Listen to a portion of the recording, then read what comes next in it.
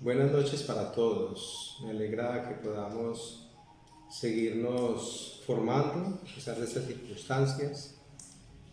Les hago llegar por este medio este crecimiento para ustedes, los hermanos de la comunidad de proclamadores. Y a lo largo de la semana nos vamos poniendo de acuerdo todos para que hagamos la posibilidad y el aprendizaje de unirnos a través de Skype y que podamos interactuar y alternar al mismo tiempo, escucharnos y preguntar como un aula virtual. Yo quiero hoy compartirles un tema muy importante dentro de la historia de la espiritualidad cristiana. Hemos venido desarrollando una serie de autores. Vimos en la patrística los padres apostólicos, los padres apologistas. Hemos hablado de los padres del desierto. Hablamos también de San Gregorio Magno, de San Benito, San Agustín. Pero yo quiero hablar hoy de un episodio más que de un personaje. Se titula La decadencia y la reforma gregoriana. La Iglesia entra en un periodo muy complejo a partir del siglo IX, a finales de los años 800 del primer milenio, que se conoce en la historia de la Iglesia como el siglo de hierro, el siglo oscuro, el siglo de plomo, es decir, una época muy oscura. Es ese siglo X, tal vez el siglo más triste de la historia del pontificado, porque fue una época que vio florecer vicios y desmandes muy grandes en la vida de la Iglesia. Por ejemplo, habíamos hablado de la ginecocracia, el gobierno de las mujeres, y es la época en la cual surge la leyenda muy conocida por todos de la papisa Juana, una mujer que supuestamente se sentó en el trono de San Pedro como pontífice. La realidad histórica, ¿cuál es? Un gobierno de mujeres manipuladoras que estaban detrás del pontífice romano, poniendo y quitando papas, asesinando simplemente por el poder y por el dinero. Pero todo esto hace que haya, como siempre, en todos los siglos de la historia de la Iglesia, una acción muy especial del Espíritu Santo. Y entonces aparece el siguiente episodio. En el año 910, en plena crisis, un señor llamado, se me olvidó, un noble alemán, tiene una idea que favoreció el despliegue de la santidad a partir de ese momento en muchos ámbitos de la Iglesia europea. Guillermo de Aquitania. ¿Quién era él? Un señor terrateniente que tomó una decisión: construir un monasterio, pero un monasterio que nunca estuviera sometido al dominio de los señores feudales, o sea, de los grandes terratenientes, ni de obispos locales que pudieran manipular la elección de los abades o sacar provecho económico de la vida del monasterio y de sus vecinos.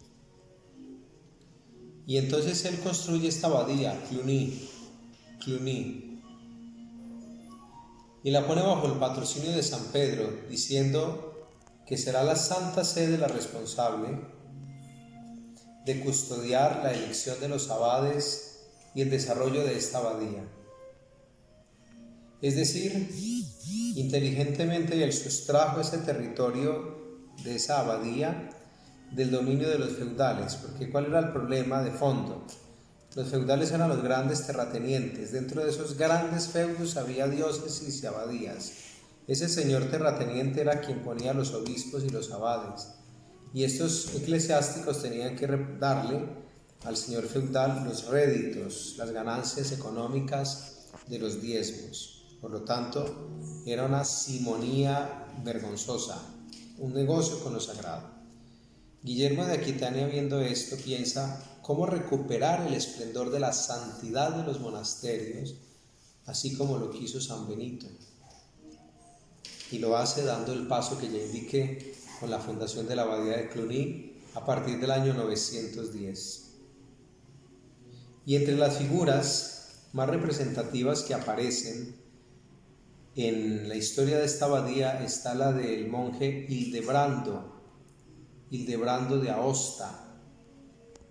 ¿Quién es? Un monje cluniacense que se pone al servicio de la Santa Sede y en el año 1073 es elegido papa y toma el nombre de Gregorio. Es el papa San Gregorio VII, no es San Gregorio Magno. Y este papa entiende una misión que el Señor le ha confiado. ¿Cuál? Una reforma profunda de la Iglesia. Por eso él empieza un capítulo nuevo que se llama la Reforma Gregoriana.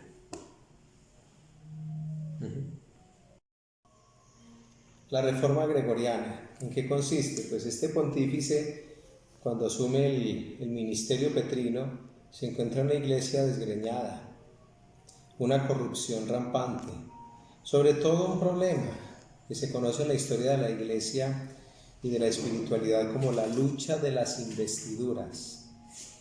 Entonces es algo de lo que ya expliqué. El señor feudal nombraba obispos a su amaño. Más aún, había personajes que podían comprar varias diócesis, entonces podían ser obispos de varias diócesis, e incluso abades.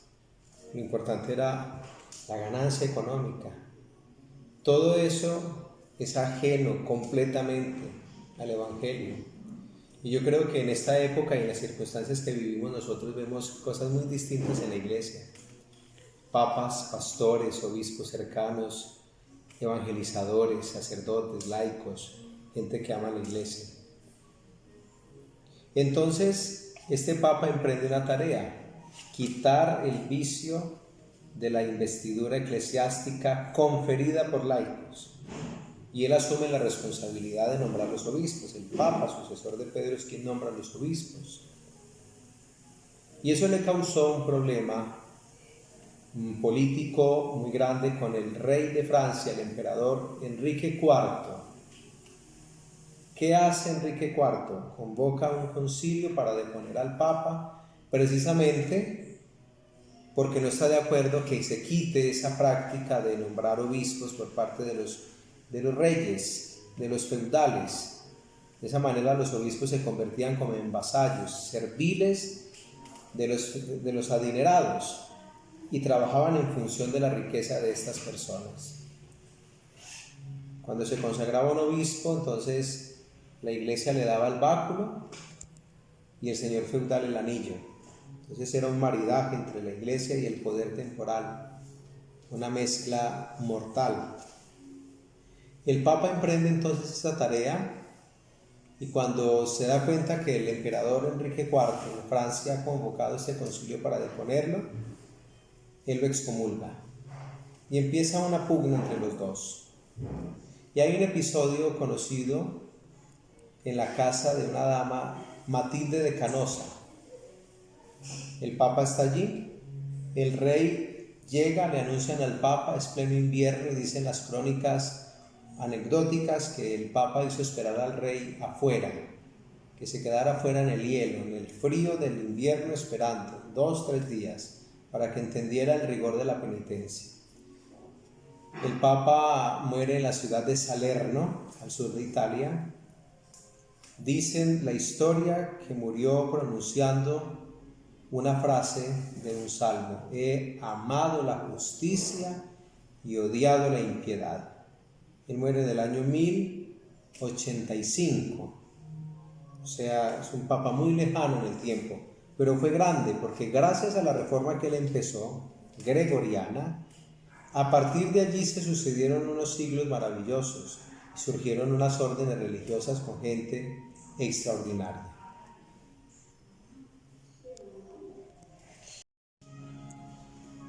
Dentro de estos vicios medievales hago mención de 3. ¿Cuáles eran? Las lacras que carcomían la moralidad de la iglesia. Implícitamente hemos hecho mención ya de ellos, de los vicios. 1. La simonía. Entonces la simonía consiste, habíamos hecho la definición ya, en comerciar con lo sagrado y enriquecerse vendiendo lo sagrado.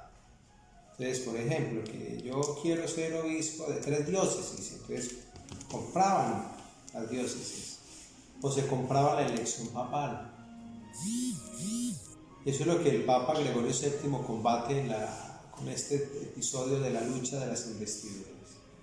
Pero había otro episodio muy grave, era la ignorancia del clero. Entonces acuérdense que el clero se divide como en su régimen de vida en dos estilos, el clero diocesano y el clero religioso. A los diocesanos se les llama también seculares, que están en el seculum, en el mundo, en la realidad afuera de los monasterios. Y el clero regular o religioso, regular de regla, o sea, los que viven en una abadía, en un monasterio. Entonces había una diferencia muy grande, demasiado, y es que los monjes, los religiosos, tenían una excelente formación, eran los poseedores de la sabiduría teológica y filosófica desde la antigüedad. Acuérdense lo que hemos comentado de la caída del Imperio Romano, fueron ellos quienes salvaron todo el saber antiguo. Entonces tenían todas las posibilidades de ser cultos, sabios, eruditos, pero lo manejaban a nivel interno sus abadías. Mientras que el clero secular o diocesano eran los padrecitos que vivían en las aldeas. No había seminarios en esa época, los seminarios como los conocemos hoy surgieron después del Concilio de Trento, que terminó en el año 1563. Imagínense, tuvieron que pasar muchos siglos, muchas hecatombes morales para que la iglesia organizara la formación sacerdotal ordenadamente. Entonces, ¿cómo los formaban? Sencillamente, el niño va a ser sacerdote, entonces se lo llevaban al párroco, vayan y se lo llevan allá al padre de la catedral, y él lo educaba, le enseñaba el oficio, así como un artesano que aprende haciendo el oficio, viendo a otro, en la práctica. Pero no había formación teológica, académica, aprendían las cosas de memoria. Incluso hay anécdotas que refieren sacerdotes de esa época analfabetas.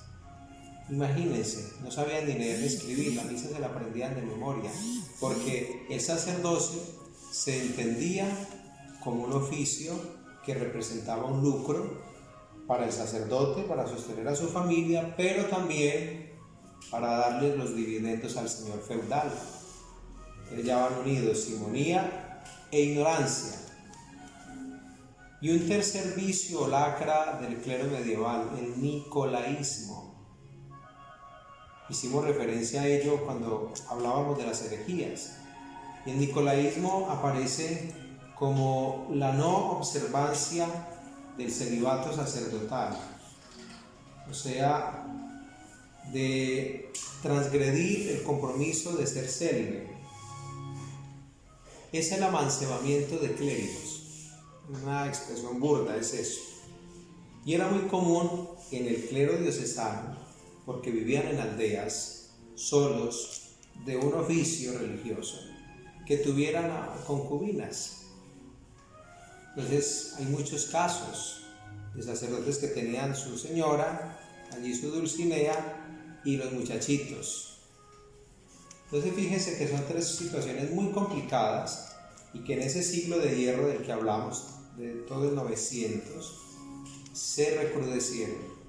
Yo les digo de corazón, esas cosas en lugar de escandalizarnos, o a mí no me escandalizan, me hacen sentir la presencia de Dios que sostiene a la iglesia, que tantas veces nosotros golpeamos, cacheteamos con nuestro antitestimonio.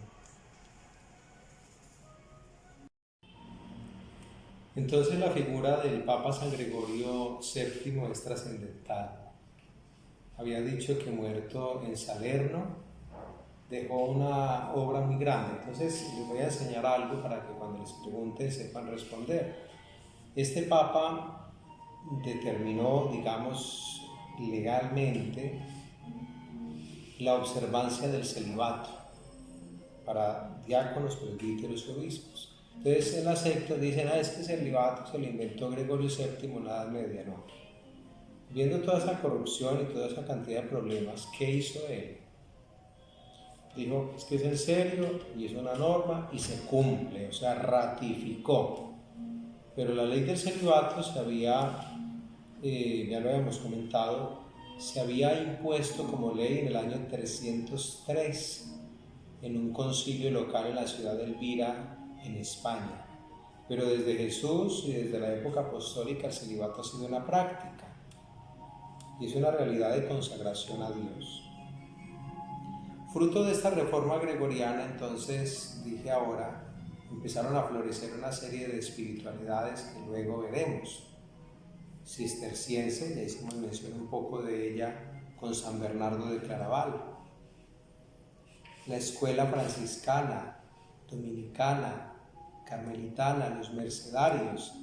Entonces, la Edad Media, la parte final, tiene un florecimiento gigante de la santidad. No quiere decir que en ese siglo de oro, de ese siglo oscuro de hierro, no haya habido cristianos nobles, seguramente, pero se ensombrece todo porque la cabeza de la iglesia, los papas, se habían corrompido. Yo creo que este es un signo muy especial para entender cómo el alma que sostiene la iglesia es divina, el Espíritu Santo, porque no se acabó la iglesia y hubo episodios muy tremendos. Por ejemplo, les comparto una cosa que se llamó el concilio cadavérico. Hubo un papa, el Papa Formoso, que gobernó hacia el año 897. Él muere y su sucesor, el Papa Esteban VI, 9 meses después de muerto Formoso, lo hace desenterrar, le ponen todos los ornamentos propios del pontífice y lo juzgan. Le hacen un juicio a un cadáver y el juicio consiste en acusarlo de haber dejado la diócesis de Porto, donde era obispo, para pasar a ser obispo de Roma. Fue elegido papa. Terminado el concilio cadavérico, dice la historia, la leyenda, que le cortaron los 3 dedos con los que bendecía y lo tiraron al río. O sea, una degradación que uno piensa hasta dónde llega la ambición del poder humano. Ese episodio, por ejemplo, nos da la medida de lo que fue ese siglo, desde el 890 más o menos hasta el inicio del 1000, del 1100, cuando muere el Papa Gregorio VII. Entonces fíjense, siempre que hay esos signos de oscuridad, como hemos tenido también en estos tiempos, en la vida de la Iglesia, siempre el Señor hace florecer luminarias muy grandes. Tuvimos entonces al monje Hildebrando de Aosta, monje cluniacense, abadía de Cluny, fundada en el año 910 por Guillermo de Aquitania.